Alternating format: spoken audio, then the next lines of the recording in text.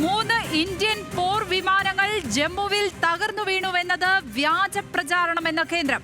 Chinese മാധ്യമം China ഡെയിലിയാണ് ഇത് സംബന്ധിച്ച വാർത്ത പ്രചരിപ്പിച്ചത്. വ്യാജ വാർത്തയാണെന്ന് പ്രസ് ഇൻഫർമേഷൻ ബ്യൂറോയുടെ വസ്തുതാ പരിശോധനാ വിഭാഗം സ്ഥിരീകരിച്ചിരിക്കുകയാണിപ്പോൾ. സുജിത് ചന്ദ്രൻ ചേരുന്നു വിവരങ്ങളുമായി. സുജിത്, ഇന്ത്യയിൽ ഇപ്പോൾ സർക്കാരും മറ്റു സംവിധാനങ്ങളും വ്യാജ വാർത്തകൾക്കെതിരെ കൂടി യുദ്ധം ചെയ്യേണ്ട അവസ്ഥയിലാണ് അല്ലേ? തീർച്ചയായിട്ടും ലക്ഷ്മി, വ്യാജ വാർത്തകളാണ് ഈ സമയത്ത് ഏറ്റവും കൂടുതൽ സർക്കാരിനെയും സൈന്യത്തിന്റെ ഇപ്പോഴത്തെ നടപടികളെയും പിന്നോട്ടടിക്കുന്നത് എന്ന ബോധ്യത്തിലാണ് വ്യാജ വാർത്തകൾക്കെതിരെ ഒരു ക്യാമ്പയിൻ തന്നെ കേന്ദ്ര വാർത്താവിനിമയ പ്രക്ഷേപണ മന്ത്രാലയം ഇപ്പോൾ തുടങ്ങിയിരിക്കുന്നത്. അതിൽ ഏറ്റവും അവസാനം വന്ന വാർത്തയാണ് ചൈനീസ് ഡെയിലിയിൽ ഇന്നലെ പ്രസിദ്ധീകരിച്ച ഒരു വാർത്ത.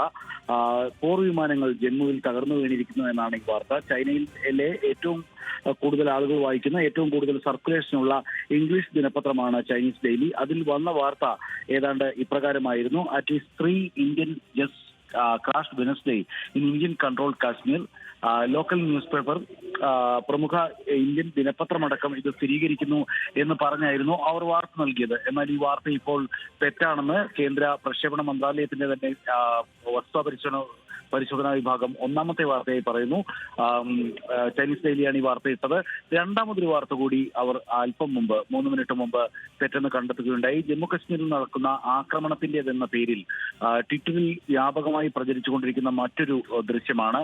വലിയ തീ കത്തുന്നതും സ്ഫോടനമൊക്കെ ഉള്ളതുമായിട്ടുള്ള ഒരു ദൃശ്യമാണ്. ഇത് കഴിഞ്ഞ ഫെബ്രുവരിയിൽ ധാക്കയിലുണ്ടായ ഒരു അപകടമെന്നും PIB കണ്ടെത്തിയിരിക്കുന്നു ലക്ഷ്മി. മാത്രമല്ല, ഈ കഴിഞ്ഞ ഏതാണ്ട് 7-8 മണിക്കൂർ അത് പ്രസിദ്ധീകരിച്ചപ്പോൾ 4 മണിക്കൂറായി, അതായത് ഒരു 15 മണിക്കൂറായി വരുന്ന വാർത്തകളിൽ ഏറിയ പങ്കും, പ്രത്യേകിച്ച് ചൈനീസ് പാകിസ്ഥാൻ മാധ്യമങ്ങളിൽ വരുന്ന വാർത്തകൾ, ഇന്ത്യ വിരുദ്ധ വാർത്തകൾ, പ്രത്യേകിച്ച് വ്യാജ വാർത്തകൾ ഏറെയുണ്ടെന്ന് PIB കണ്ടെത്തിയിരിക്കുന്നതിന്റെ പട്ടികയും ലിങ്കുകളും പുറത്തുവിട്ടിട്ടുണ്ടായിരുന്നു. രാവിലെ ഇന്ത്യയിൽ ഭയം വളർത്തുക എന്ന ഏക ലക്ഷ്യത്തോടെ പാകിസ്ഥാനിലെ മുഖ്യധാരാ മാധ്യമങ്ങളിലും സോഷ്യൽ മീഡിയ ഹാൻഡിലുകളിലും ചില ചൈനീസ് മാധ്യമങ്ങളിലും വിവരങ്ങളുടെ ഒരു പ്രവാഹം തന്നെ ഉണ്ടായിട്ടുണ്ടെന്നും ഇന്ത്യൻ മാധ്യമങ്ങളിൽ ചിലരും ഇതിൽ വീണു പോയിരിക്കുന്നു എന്നും പ്രസ് ഇൻഫർമേഷൻ ബ്യൂറോ പറഞ്ഞിട്ടുണ്ട്. മാത്രമല്ല, ഇന്ത്യൻ മാധ്യമങ്ങൾ വാർത്തകൾ പ്രസിദ്ധീകരിക്കുന്നതിൽ വളരെ ശ്രദ്ധിക്കണം എന്ന് പറഞ്ഞുകൊണ്ട് പ്രസ് ഇൻഫർമേഷൻ ബ്യൂറോ ഒരു നിർദ്ദേശവും ശ്രദ്ധിക്കേണ്ട കാര്യങ്ങൾ സംബന്ധിച്ച ഒരു അഡ്വൈസറിയും പ്രസിദ്ധീകരിച്ചിട്ടുണ്ട് ലക്ഷ്മി.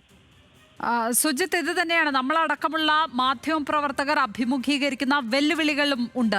ഇങ്ങനെ നിരന്തരം വസ്തുതകളും ദൃശ്യങ്ങളും ഇങ്ങനെ ഒഴുകിയെത്തുന്ന ഇതിനിടയിൽ നിന്നും കൃത്യമായി ഏതാണ് എന്ന് ഐഡന്റിഫൈ ചെയ്യുക എന്നുള്ളത് വലിയ വെല്ലുവിളി നിറഞ്ഞ ഒരു കാര്യം തന്നെയാണ്. ആ നിലയ്ക്ക് ജേർണലിസ്റ്റുകൾ കൂടി വലിയ തോതിൽ പ്രതിസന്ധി അനുഭവിക്കുന്ന ഒരു കാലഘട്ടം കൂടിയാണ്, സമയം കൂടിയാണ് ഇത്.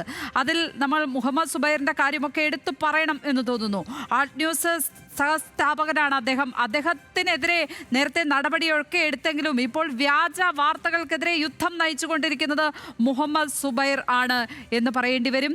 ഇങ്ങനെ ജേർണലിസ്റ്റുകൾക്ക് മുന്നിലെത്തുന്ന വസ്തുതകൾ കൂടി ഇത്തരത്തിൽ തലനാരിഴ കീറി പരിശോധിക്കേണ്ട ഒരു അവസ്ഥയിലാണ് നമ്മൾ ഉള്ളത്, അല്ലേ സുജിത്?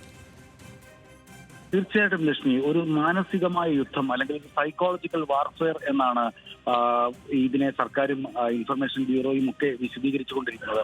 കാര്യം, വിവരങ്ങളുടെ ഒരു കുത്തൊഴുക്കാണ്. എല്ലാവരുടെയും കയ്യിൽ മൊബൈൽ ഫോണും അല്ലെങ്കിൽ വീഡിയോ റെക്കോർഡിംഗ് സാങ്കേതിക വിദ്യയുള്ള ഗാഡ്ജറ്റുകളുമുണ്ട്. അങ്ങനെ വീഡിയോ ഡൗൺലോഡ് ചെയ്യുന്നു, അല്ലെങ്കിൽ മറ്റേതെങ്കിലും സ്ഥലത്തു നിന്നെടുക്കുന്ന വീഡിയോ തെറ്റിദ്ധരിപ്പിച്ച് പ്രചരിപ്പിക്കുന്നു. ഇന്ത്യൻ ടെറിട്ടറിക്കുള്ളിൽ യുദ്ധവിമാനങ്ങൾ തകർന്നു വീണു, ഇന്ത്യയുടെ വിമാനങ്ങൾ തകർന്നു വീണു എന്നും മറ്റുമുള്ള ഇത്തരം പ്രതികരണങ്ങൾ, ഇത്തരം വാർത്തകൾ വ്യാപകമായി പ്രചരിച്ചാൽ ജനത്തിന്റെ ഒരു വിശ്വാസം നഷ്ടപ്പെടുന്നു. രണ്ടാമതായി, ഇപ്പോൾ ഈ ഓപ്പറേഷനിൽ പങ്കെടുത്തുകൊണ്ടിരിക്കുന്ന സൈനികരുടെ ഒരു മാനസിക, അവരുടെ ഒരു ആത്മവിശ്വാസത്തിന് ഒരു പ്രശ്നമുണ്ടാകുന്നു. രാജ്യത്തിന്റെ ഒരു പ്രതിച്ഛായ രാജ്യാന്തര തലത്തിൽ ഇടിയാനുള്ള ഇടവരുന്നു. ഇത് വ്യാപകമായി പ്രചരിക്കുന്നു. സാമൂഹിക മാധ്യമങ്ങളിലടക്കം പ്രചരിക്കുന്നു.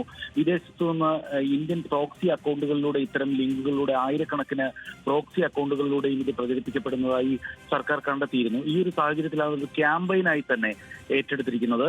പാകിസ്ഥാന്റെ വ്യാജപ്രചാരണങ്ങൾക്കെതിരെ തുടങ്ങിയ ക്യാമ്പയിൻ ഇപ്പോൾ ചൈനീസ് മാധ്യമങ്ങളിലേക്കും എത്തിയിരിക്കുകയാണ്. നേരത്തെ പറഞ്ഞതുപോലെ ചെറിയ മാധ്യമമല്ല ചൈനീസ് ഡെയിലി. ചൈനയിൽ ഏറ്റവും കൂടുതൽ പ്രചാരമുള്ള ഇംഗ്ലീഷ് ദിനപത്രമാണ്. അതിൽ പ്രസിദ്ധീകരിക്കുന്ന വാർത്ത, അതിൽ നിന്ന് 100,000 ലിങ്കുകളിലേക്ക്, പ്രൊഫൈലുകളിലേക്ക് ഒക്കെ ചിതറിത്തെറിച്ച് എടുക്കുമ്പോൾ ഒന്ന് തൊടുക്കുമ്പോൾ 10 എന്ന മാതിരി ഈ വ്യാജ വാർത്തയുടെ വലിയ പ്രവാഹം ഉണ്ടാകുന്നു. ഇന്ത്യൻ മാധ്യമങ്ങളും തെറ്റിദ്ധരിച്ച് അതിൽ വീണു പോകുന്നു എന്നൊരവസ്ഥയുണ്ട്. അങ്ങനെ രാജ്യത്തിന്റെ മൊത്തത്തിലുള്ള ഒരു പ്രതിച്ഛായ ഈ ഒരു പ്രത്യേക സമയത്ത് രാജ്യം ഒരു ദൗത്യത്തിൽ നിൽക്കുമ്പോൾ മോശമാകുന്ന അവസ്ഥയുണ്ട് എന്ന് കണ്ട് സർക്കാർ വളരെ ഗൗരവമായി ഇതിൽ ഇടപെടുകയാണ്.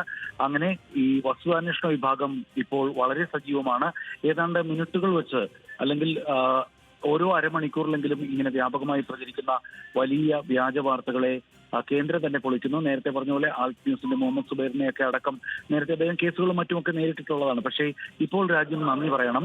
അത്തരം സ്വതന്ത്ര ഫാക്ട് ചെക്കർമാരുടെ കൂടി വലിയ പ്രയത്നത്തിന്റെ ഭാഗമായിട്ടാണ് ഇപ്പോൾ ഏതാണ് സത്യം ഏതാണ് കള്ളം എന്നത് ഇപ്പോൾ ജനങ്ങൾക്ക് മുമ്പിൽ വെളിവായിക്കൊണ്ടിരിക്കുന്നത്. ലക്ഷ്മി, കഴിഞ്ഞ ദിവസം വന്ന എല്ലാവരും വീണുപോയ വാർത്തയാണ് കറാച്ചി തുറമുഖം ആക്രമിക്കപ്പെട്ടു എന്ന തരത്തിൽ വന്ന വാർത്താ ദൃശ്യങ്ങൾ ഒക്കെ അല്ലേ?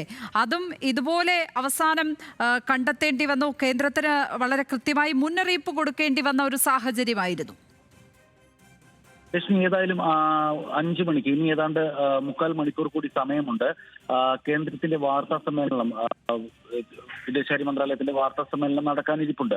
അപ്പോൾ ഇതിൽ കൂടുതൽ വ്യക്തത വരുമെന്ന് കരുതുന്നു. ഇന്നലെ നടന്ന ആക്രമണം എന്തായിരുന്നു, ഏത് സ്വഭാവത്തിലുള്ളതായിരുന്നു, ഏതൊക്കെ ലക്ഷ്യങ്ങളാണ് ഇന്ത്യ ടാർഗറ്റ് ചെയ്തത്, ഏതൊക്കെ വെപ്പൺസ് ആയുധങ്ങളാണ് നമ്മൾ ഉപയോഗിച്ചത്, ഏതൊക്കെ ലക്ഷ്യങ്ങൾ ഭേദിക്കപ്പെട്ടു എന്ന തരത്തിൽ വലിയ തോതിലുള്ള ഒരു തെറ്റിദ്ധാരണ അല്ലെങ്കിൽ തെറ്റിദ്ധരിപ്പിച്ചിട്ടുള്ള വാർത്തകൾ, ഇക്കാര്യത്തിൽ അനിശ്ചിതത്വം, ഔദ്യോഗിക സ്ഥിരീകരണമില്ലായ്മ ഒക്കെ നിലനിൽക്കുന്നുണ്ട്. ഇതിനൊക്കെ അടുത്ത 1 മണിക്കൂറിൽ, അടുത്ത 45 മിനിറ്റിനുള്ളിൽ ഒരു വ്യക്തത വരും. കൃത്യമായിട്ടുള്ള ഇന്നലെ നടന്ന ഓപ്പറേഷൻ എന്തായിരുന്നു, എന്താണത് ലക്ഷ്യം വെച്ചത് എന്ന വ്യക്തമായ ചിത്രം കിട്ടും. ഒപ്പം ഇന്ന് മുഴുവൻ വിവരങ്ങളും ഒരുപക്ഷെ പുറത്തു വിടില്ലായിരിക്കും. ഈ സമയത്ത് ചില ദേശീയ രഹസ്യങ്ങളുണ്ട്, ചില സൂക്ഷിക്കേണ്ട കാര്യങ്ങളുണ്ട്, അല്ലെങ്കിൽ എന്തൊക്കെ സൈന്യം ചെയ്തു, എന്തൊക്കെ സർക്കാർ തീരുമാനമെടുത്തു എന്നുള്ള കാര്യങ്ങളിൽ പൊതുജനം അറിയാൻ ആഗ്രഹിക്കുന്ന, രാജ്യം അറിയാൻ ആഗ്രഹിക്കുന്ന മുഴുവൻ കാര്യങ്ങളിൽ ഒരു വ്യക്തത അടുത്ത 45 മിനിറ്റിൽ കേന്ദ്രത്തിന്റെ വാർത്താ സമ്മേളനത്തിലൂടെ ഉണ്ടാകുമെന്നാണ് നമ്മൾ പ്രതീക്ഷിക്കേണ്ടത്. അങ്ങനെ തന്നെയാണ്. തീർച്ചയായും സുജിത് ചന്ദ്രനാണ് വിവരങ്ങൾ പങ്കുവച്ചത്.